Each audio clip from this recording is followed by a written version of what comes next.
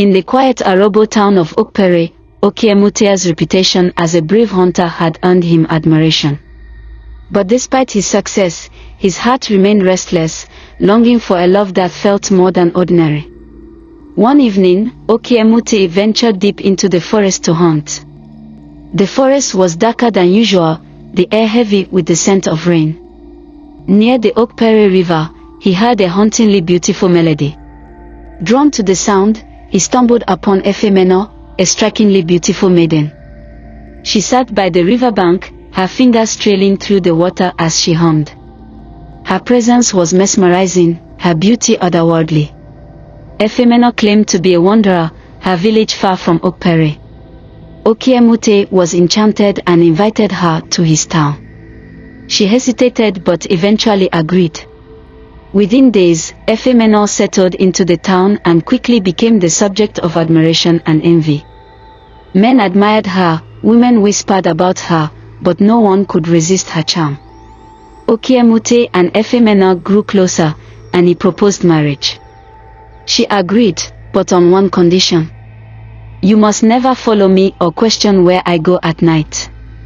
If you love me, you will trust me, she said, her voice both pleading and firm. Some things are not meant to be questioned. Blinded by love, Okiemute agreed. Okiemute's grandmother, Ogbomo, was the only one who wasn't charmed by Efemeno. One night, she pulled Okiemute aside. Imibiavui, my son, there's something wrong with that girl. She does not belong here. The spirits are uneasy. Have you asked where she truly comes from? That girl is not what she seems, Okiemute, Ogbomo said, her voice low and urgent. The spirits are uneasy. Have you asked why she disappears at night? Or why she avoids the shrine? She's from another village, Mama. Their ways are different, Okiemute replied, though he felt a pang of doubt. Ogbomo handed him a small pouch filled with sacred herbs and oil. Keep this with you. It's for protection. And be careful, my son.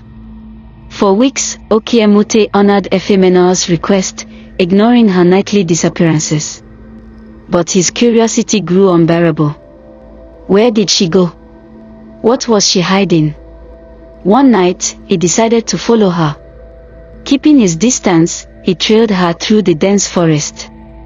She moved gracefully, her white wrapper glowing faintly in the moonlight. Unbeknownst to her, Okiemute watched as she approached the Okpere River. She stood at the water's edge, chanting softly. Moments later, a dark mist rose from the river, and shadowy figures emerged, spirits, ancient and menacing.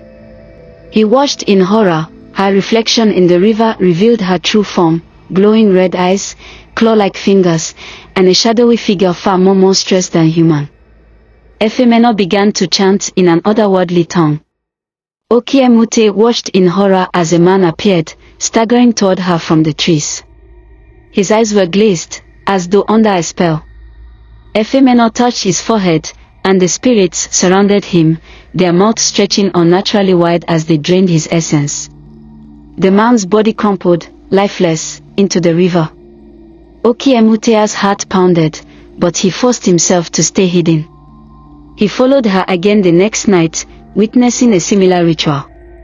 This time, she lured a traveler who had wandered too close to the village. On the third night, Efemeno sensed she was being watched. As Okiemute crouched behind a tree, she suddenly turned. Her glowing red eyes locked onto his hiding spot.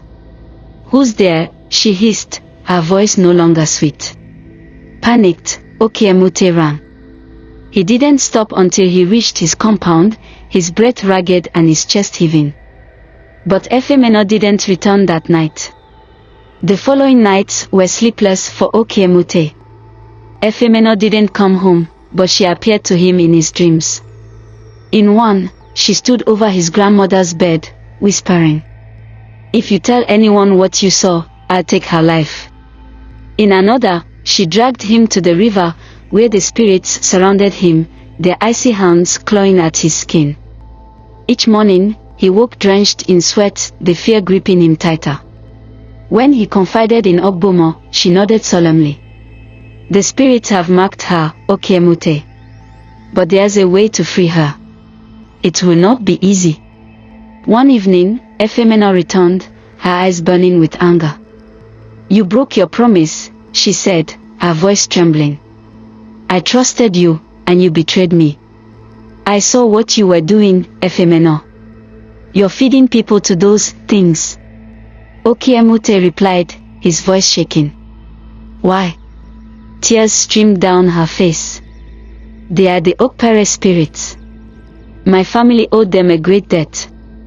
I was cursed to serve them, to give them souls in exchange for sparing my life. I never wanted this. Every night, I must return to them, or they would destroy everything I love. I chose you because you gave me hope. But now, Okiemute's heart ached for her. Despite the horror he had witnessed, he saw the woman he loved trapped in a nightmare. Ogbomo prepared a ritual for Okiemute, giving him the sacred oil and herbs. When she goes to the river again, you must face the spirits. This will protect you, but only if your heart is pure, she warned. That night, Okiemute followed Efemena to the river once more. As she summoned the spirits, he stepped out of the shadows. Leave her alone, he shouted, holding up the pouch. You have broken the pact, Efemena, the spirit thundered. You were warned never to love a mortal, yet you defied us. Now, both of you must pay the price. The spirits roared with anger, their forms towering over him. They lunged, but the sacred oil burned them, forcing them back. Efemena screamed, "You get yourself killed. Leave me." "I won't leave you, Efemena. I love you," Okiemute said, his voice unwavering. The spirits demanded a final sacrifice, but Okiemute threw the pouch into the river, shouting a prayer Ogbomo had taught him. The river boiled, and the spirits shrieked as they dissolved into nothingness. With the spirits gone, Efemena collapsed, her body trembling. You saved me," she whispered, tears in her eyes. The curse was broken, but Efemena knew she couldn't stay. Her presence was a painful reminder of the lives she had taken. "I must leave, Okiemute. My sins are too great. Thank you for loving me even when you knew the truth. I will never forget you." With that, she walked into the river, disappearing into the mist. Okiemute returned to the village a changed man, his love for Efemena now a bittersweet memory. Her story became a legend, a warning to all about the dangers of breaking promises and the redemptive power of love.